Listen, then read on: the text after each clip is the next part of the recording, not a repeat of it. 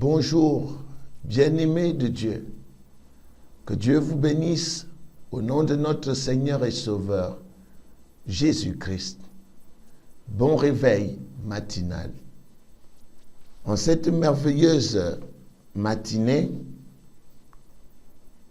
je vous propose de lire, de méditer, de s'efforcer à retenir, de répandre et surtout de mettre en pratique le proverbe 18, verset 18 au verset 19, qui dit, je cite, « Celui qui se relâche dans son travail est frère de celui qui détruit.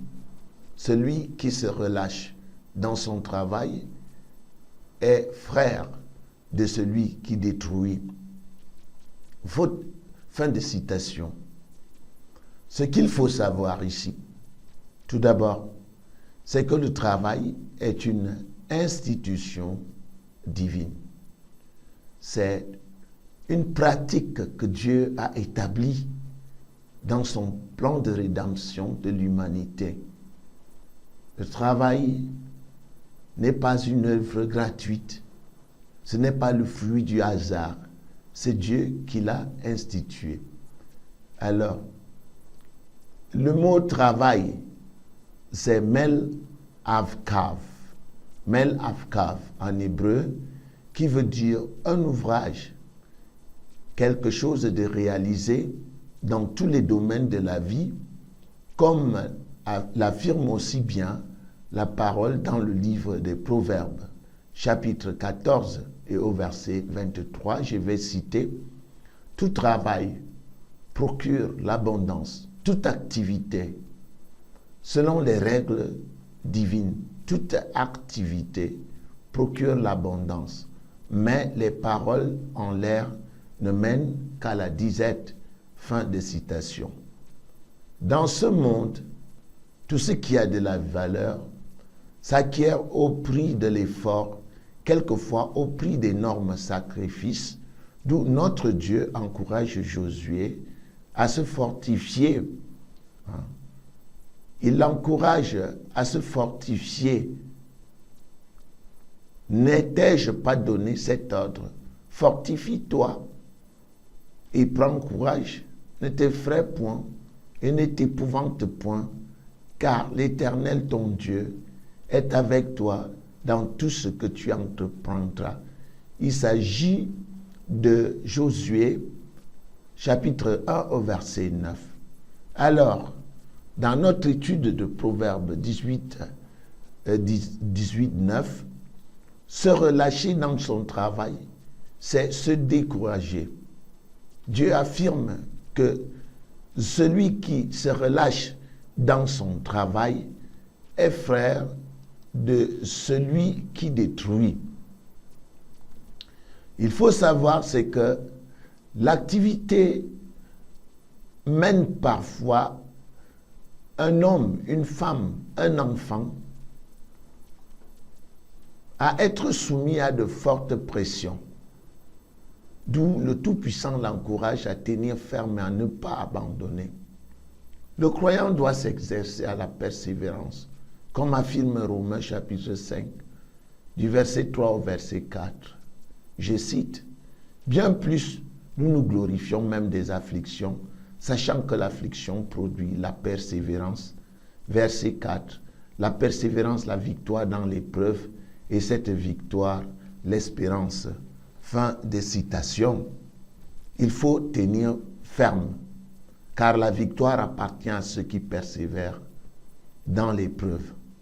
Combien de fois des boxeurs ont jeté sur le ring l'éponge sans savoir qu'ils étaient sur le point de terrasser leur adversaire s'ils avaient seulement encore un peu tenu. Chers croyants, il se pourrait que vous ayez des problèmes en cet instant, des problèmes qui vous poussent au découragement, mais Dieu vous dit de refuser d'abandonner. Alors, refusez d'abandonner. Il a promis de ne pas vous abandonner. Alors, permettez-lui de vous venir en aide, car Dieu ne fonctionne pas avec une intelligence vaincue, car une intelligence distraite par des événements, par la peur, par le découragement, est une intelligence vaincue. Alors résistez à la tentation de peur que vos efforts consentis jusque-là ne soient rendus vains. Le pain à la sueur de notre front est un principe divin qui doit fleurir. Le gain facile n'est pas l'œuvre de Dieu. Interrompre une activité sans la certitude d'avoir une autre n'est pas la volonté de Dieu. La souffrance fait partie du plan de Dieu pour le travail. Il ne faut donc pas être effrayé quand les choses vont mal. Au contraire, c'est toujours l'occasion de lancer un défi à notre adversaire, le diable, en lui disant que celui qui est en nous est plus grand que celui qui est dans le monde. Pour le faire, il faut avoir un mental solide. Nous pouvons donc dire en conclusion que notre Père céleste ne nous abandonne jamais. Pendant les moments d'adversité, il ne nous délaisse jamais pendant ces moments difficiles. Souvenons-nous de 1 Corinthiens, chapitre 10 au verset 13, qui déclare, je vais citer, qu'aucune tentation ne vous est survenue qui n'ait été humaine, et Dieu qui est fidèle ne permettra pas que vous soyez tentés au-delà de vos forces. Mais avec la tentation, il préparera aussi le moyen d'en sortir afin que vous puissiez la supporter. Fin de citation.